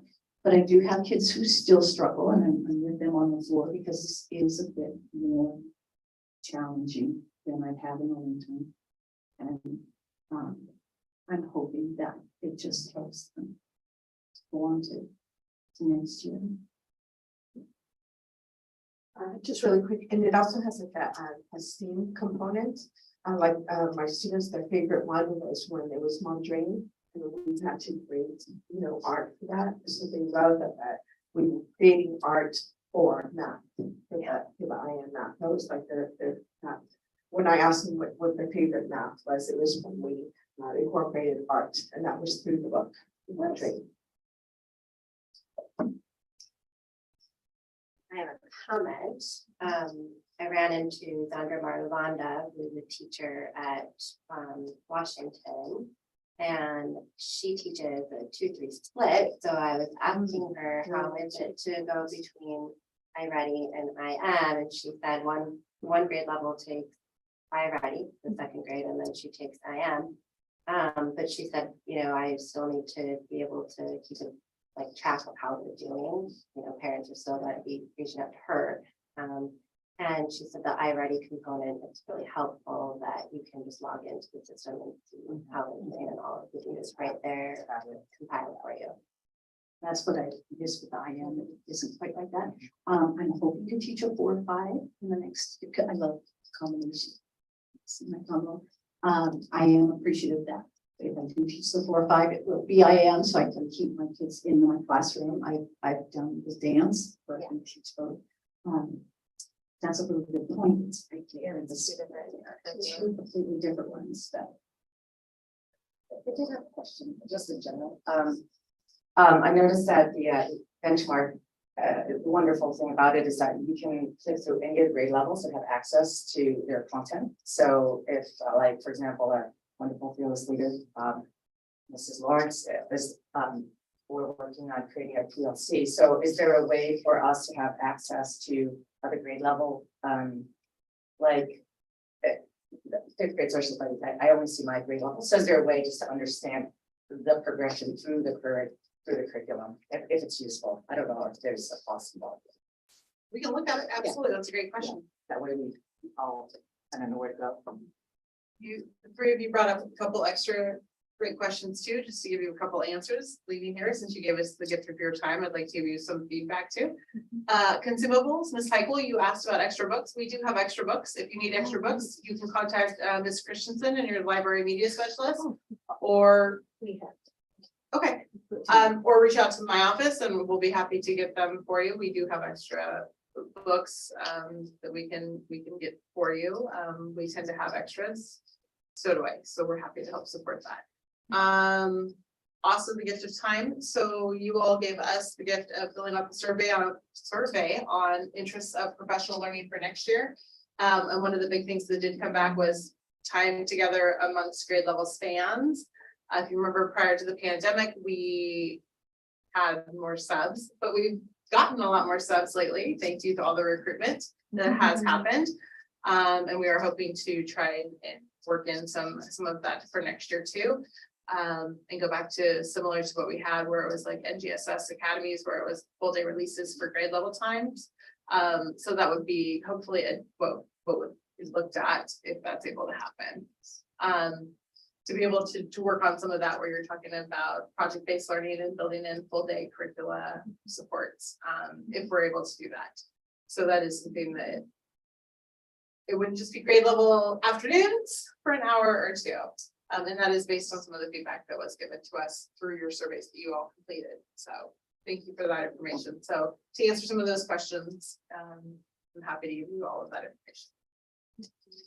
Absolutely. Thank you so much. I don't know if anybody else has. Sorry, I just wanted to answer the question. Good, thank you. Thank you. That was really informative. Thank you. Go Warriors. We can rip up 3 minutes. Boston just lost. Good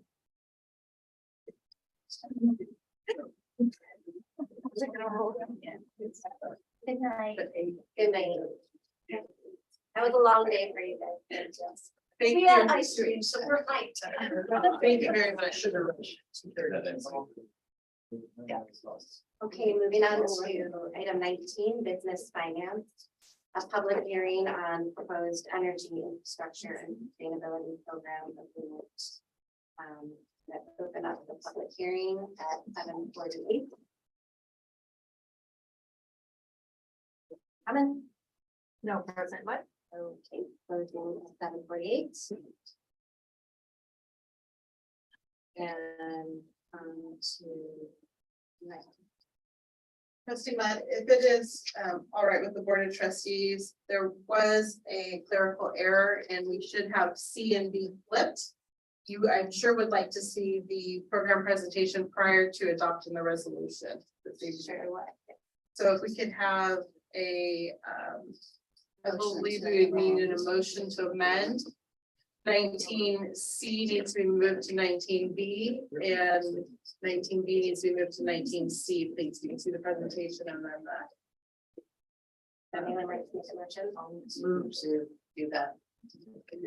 Okay, a second, Second. all in favor? Great. All right, so we're moving on then to item C. Updated to infrastructure modernization program presentation. Thank you, President Mudd. Tonight we have Richard Toronis from ETA and Climate Tech here to give us the updates to the solar project.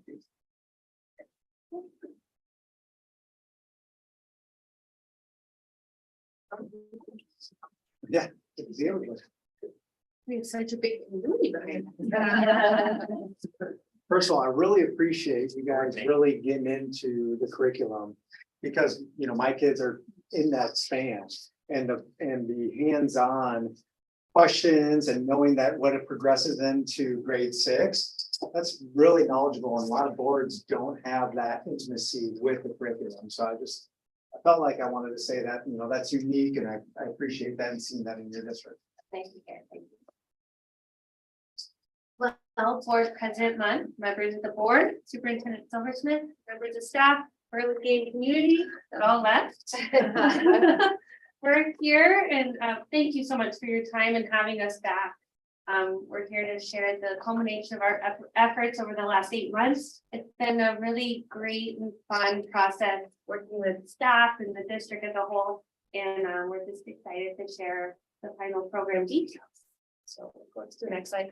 I just wanted to point out, this is we had to turn in the board packet slightly before the last owners meeting. So this is what we presented to the owners meeting. So there's a few updates, but I'll make sure I review those. First and foremost, the program objectives are to improve the safety and comfort of the learning environment while hedging against rising utility costs, which I know the district is really feeling just over the last few months. PG&E has raised the rates significantly, and just with adding electrical load from the addition of HVAC at your sites,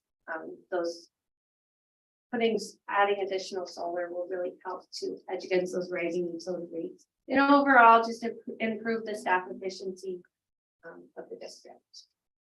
Go to the next slide. A little bit about where we've been. This is from start to finish. Essentially, an RFP for selecting Climate Tech was done. We updated your utility baseline analysis, looking at all your PG&E bills. Did in-depth site engineering site assessments quite a few times. We had engineers out on site. We did a preliminary scope of work and funding plan, presented to the district's owner meeting, I think 3 or 4 times. Did a study meeting with the board in April, I believe. Submitted the NEM 2.0 applications for grandfathering, which have been approved, as well as finalized the detailed scope of work. And here we are tonight to present to you the final program details. Next slide, please. A little bit about the phase 1 savings performance. I know we've been over this, just really improving the sustainability of the Burlingame community as a whole, and helping the district's general fund by hedging against those utility rates. Looking at the scope, it's the same from when we presented before. Some slight modifications, we'll get into that, but primarily looking at, next slide. Building automation, which controls the heating and cooling systems, obviously your new air conditioning systems, and the added air conditioning systems to the 5 sites, as well as electrical that's needed for that as well, and then the solar PV shade structures, roof top structures, or parking structures associated with those other improvements. Next slide, please. So in terms of the scope breakdown, some of the modifications, one like-for-like unit at Franklin, which is more of a ductless split system in the administration area, so that was added to the project. There's an additional 16 units that could be electrified and brought up to speed as well, which was added at Franklin and Washington. The rest of the scope stayed the same for the heating and cooling aspects of this program. The new high efficiency AC at the 5 sites, the ventilation and filtration improvements, and the building automation system to go along with that to help control that. Looking at your updated utility bills, some of the solar did increase in size, get larger, and we'll go through each of those site maps for district and trustees. Next slide, please. Before we get to that, these are some sample pictures of recently constructed solar structures that you've seen in the past, close to playgrounds where kids can utilize the shade, dual purpose type structures. Next slide, please. And also some additional parking structure arrays that have been installed recently in various different districts and cities. Next slide, please. Here's the final submitted array locations. You'll see that the arrays are physically on the BIS campus. However, the top 2 structures at BIS are going to be directly integrated into Franklin. There's just more space at BIS, but it's going to be integrated directly into the meter at Franklin to provide that cost savings benefit there and offset of the electricity. Lincoln, this expanded on the roof, but still on the roof, as we talked about before, just limited space and that campus period. And so the last resort, obviously putting it on the roof like the other structures. McKinley, looking at their overall load, mostly air conditioned space here, a larger shade structure in the area there. Obviously, the portable will be removed. Looking at Roosevelt, again, closest in that corner when we're talking with the principal to get it in that area. And then also, we're going to modify the fire lane as well with Richard and his team, but that's the final location of the by site. And finally, Washington, looking at that area, wanted to stay away from the trash component where the trucks come in and pick it up. So we basically shrunk the system and made it a bit fatter, but that's really the end game here in terms of fitting it on that site. So going to the funding plan, turnkey infrastructure improvements, 12.3 million. The life cycle savings is 12.5 million. So the savings of the life of the program, 15 years for the energy efficiency, 30 years for the solar PV. And then the funding sources from bond dollars over the next couple of years as this is being implemented. And then the federal funding, the IRA, Climate Tech will assist the district and its associated parties to help apply for that and getting a refund after it's been constructed, after the renewable energy has been constructed for those eligible costs. But those aren't included in the savings numbers here, right? Correct. It is not included in the savings. Correct. It is a refund. It is an icing on top of the cake that would come to the district once the systems are producing. And there's actually 2 programs for the federal government. We'll look at which one's more financially lucrative, present those options, and you can pick which one you want to apply for at that point in time. Next slide, please. Next slide. We submitted this for NEM 2.0. So obviously you were grandfathered in and we NEM 2.0, which is very lucrative and financially beneficial for the district. Next slide. As we mentioned in the past, I think getting the community and everyone involved in the solar project and the HVAC project. So just keeping everyone informed, we'll do, groundbreaking ceremonies or ribbon cuttings and just involve the local, community with career days. Unfortunately, we were going to do the career day coming up, but they were all full, so we'll have the chapter Next year. Yeah, I know we'll do it next year. So just really promote student engagement.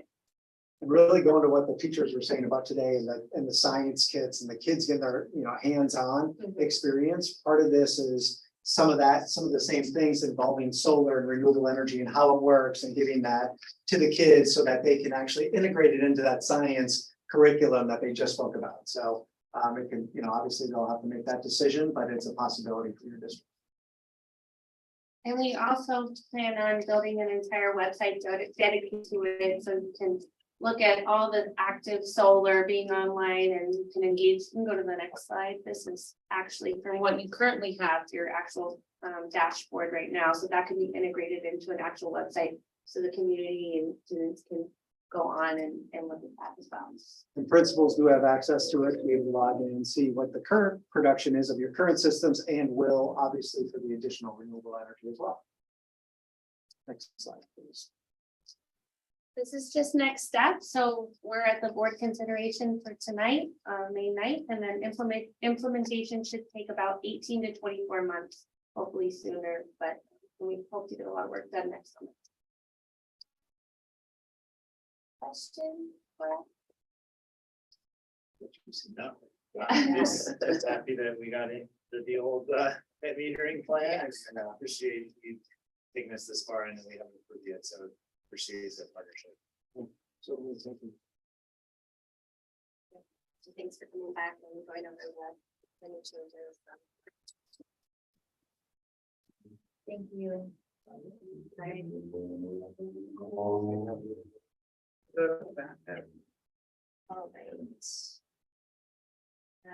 Item 19. Easy. Adopt resolution number 2022/23-30 to make certain findings and approve agreement for energy modernization sustainability program with climate change.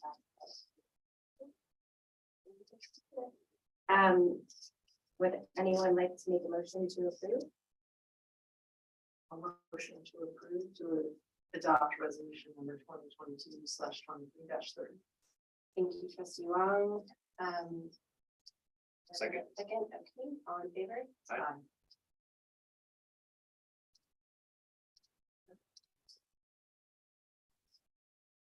Congratulations. Look forward to working with you guys. Get out. Thank you. Thank you for coming back. Yes, of course. We can place you at the beginning next time. No, you're good. It's totally fine.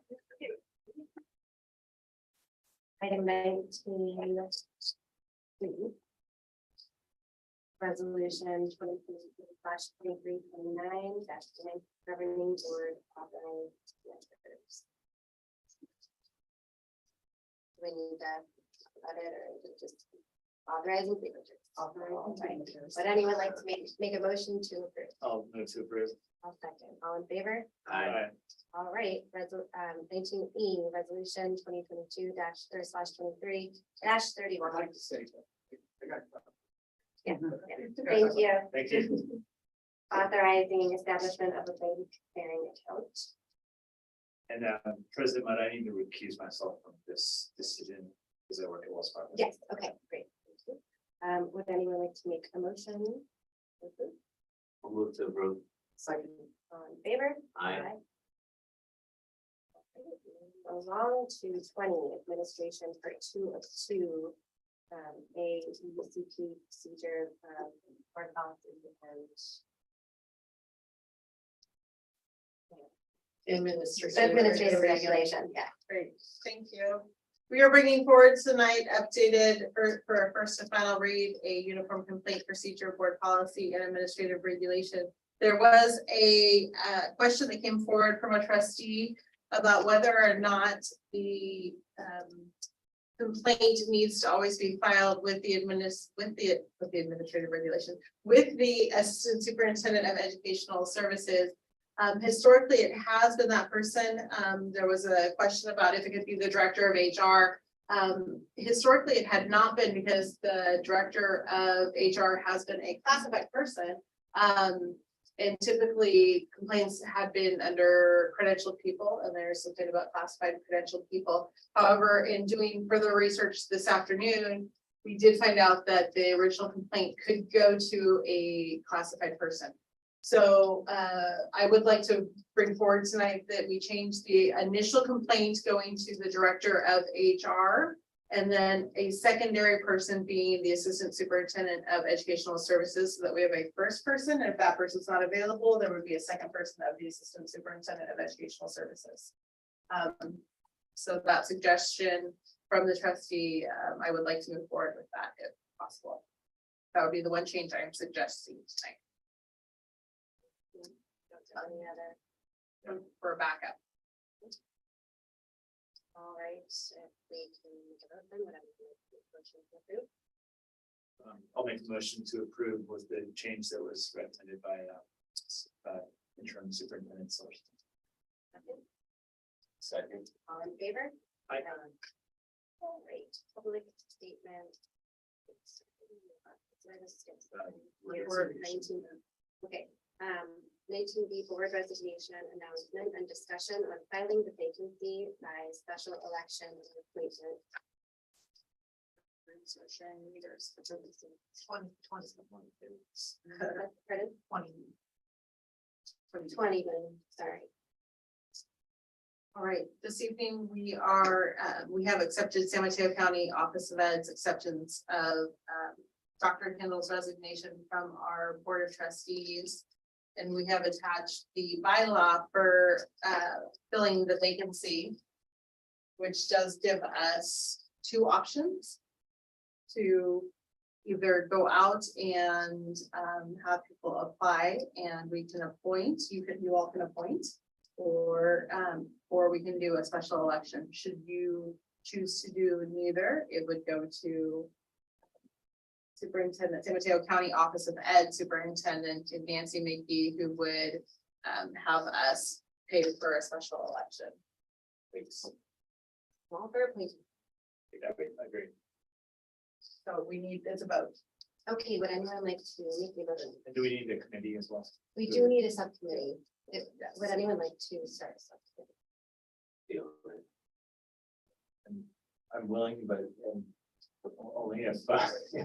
It's Lauren and I'll be. Okay.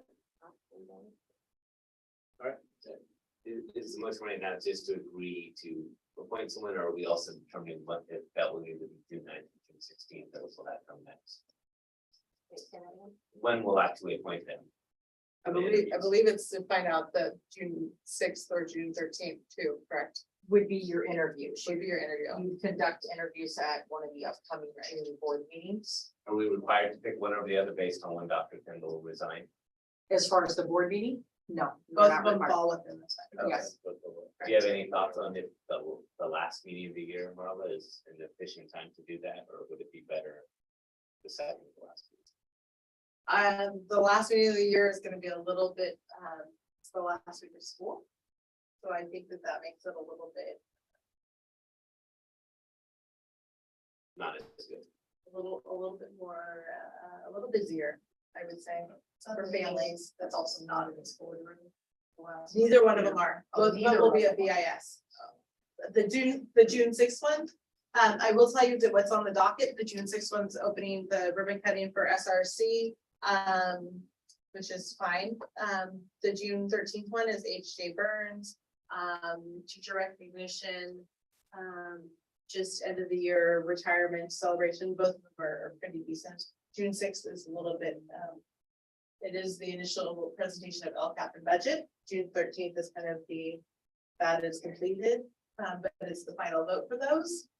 Both of them have some decent things. Where in the agenda would the appointment typically go at the beginning of the meeting?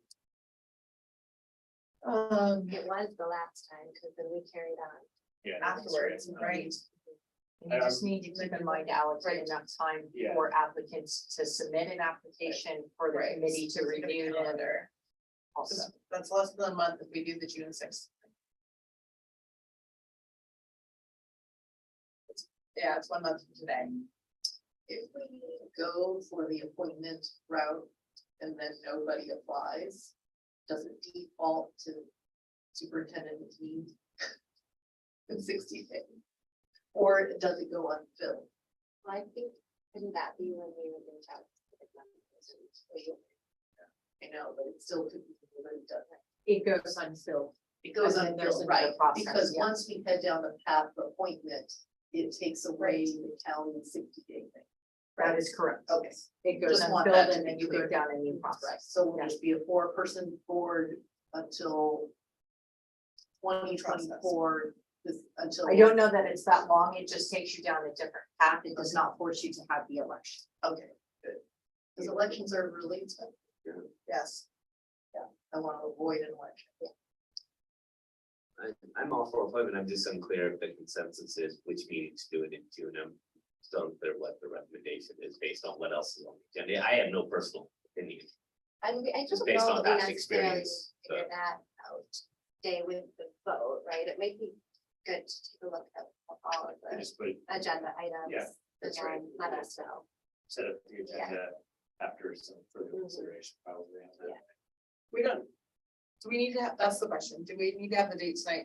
No, you do not. Okay. You just need to decide if you're going to appoint or have an Okay. election. Yeah, and then I think it makes sense for the district office to look at what needs to be on the next two. And agendas. I guess, and before we vote, do we need to authorize any further actions to kind of get the word out and with the application and the questions, or is that all the work of the committee? I think that is the work of the committee and. Okay. And what you direct us to do from there is what I would say. If you're telling us to So go. the and committee meet will with have the people. authority to initiate that process, and get it. Okay. That's what we did last time. We were directed to go to meetings or do research or.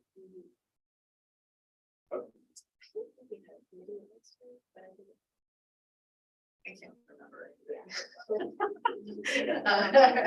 But we met with sort of individually different candidates. Right. But I think it's helpful to have some. Right, I think we just put in the newsletters, here's the application, and then people filled it out and it got sent to the DO. And then we just And then it went expected to them all press to and apply. then- Yeah. And if they wanted to talk to trustees about just what it was like, we were happy to talk to them. So it was informal, yeah. yeah, it was very informal. Yeah, I think it just was in newsletters, like that's how it. Okay. And their applications were sent to all of us, so we could be reading them. Okay, yeah, I'm comfortable. with that. I don't know, I don't think I saw them all. So I only take them. All right, well, so, I move to go down the appointment route. anyone like to second? A second. All in favor? Okay. Do we need a resolution on the committee or I think that was the one. that was that in? The committee members need to be identified. Okay.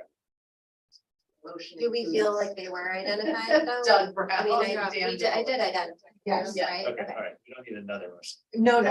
I'm sorry, no. Okay. Disappointed. That was it. I think I even said name. Okay, 21. Public statements related to non-event.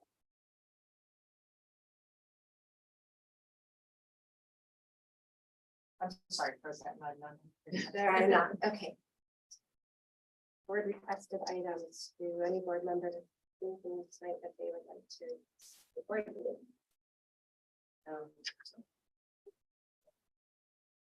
Moving to adjournment. I would like to make a motion to adjourn. Motion to adjourn. Second, Second. all in favor? Aye. Motion adjourned, or adjourned at 8:12. H12. 8:12. Made the curfew.